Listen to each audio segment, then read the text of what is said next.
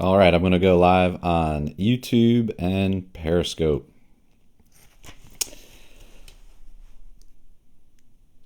How's everybody doing? This is Kai Degner. I am with the listening campaign, and today is day 2 of the listening diet. We're going to take 31 days and focus on unhealthy talking and replacing unhealthy talking habits with healthy talking habits. So yesterday's lesson was about whether you are a good or bad listener, and today we're going to define listening and what I mean by that. So Merriam-Webster has some definitions that I'm just not really that interested in. It says to pay attention to sound, to hear something with thoughtful attention, and to give consideration, to be alert, to catch an unexpected sound.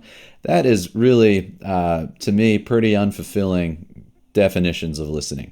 So I made up my own, right? So this is what we're going to define listening as, and this is what I define it as in the listening core and all the training that I do. Listening is what it takes to make the speaker feel heard and understood. So listening is what it takes the speaker to feel heard and understood. That means listening is not a number of things. And I'm going to go through 8 myths here of what listening is not. First of all, listening is not waiting to talk, right?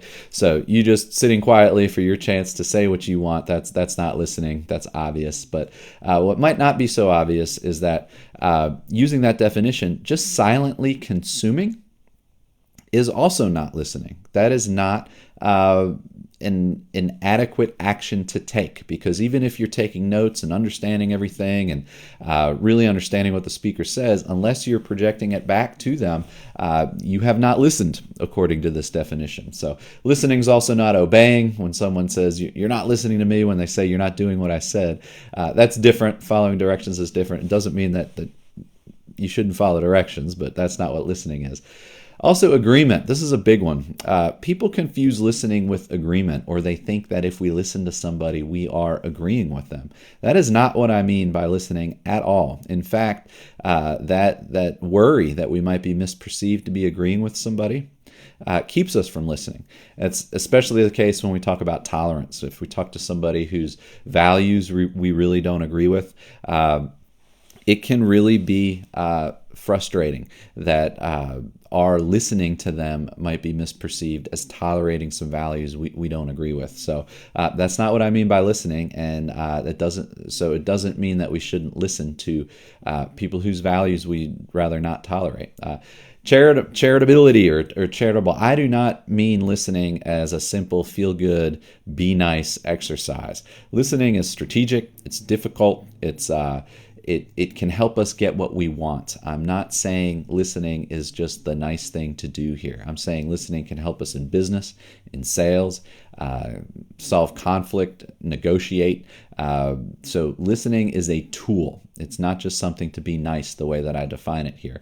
That said, it's also not the only action to take. People seem to be frustrated that when I talk about listening as if that's the only thing we ought to be doing, and that's not true. Listening is something that can help us with most of the things we're up to, but there's many other things that we need to do for certain circumstances and to achieve goals or to win arguments or to negotiate, get policy passed, and to take action. Listening can just inform all of those actions.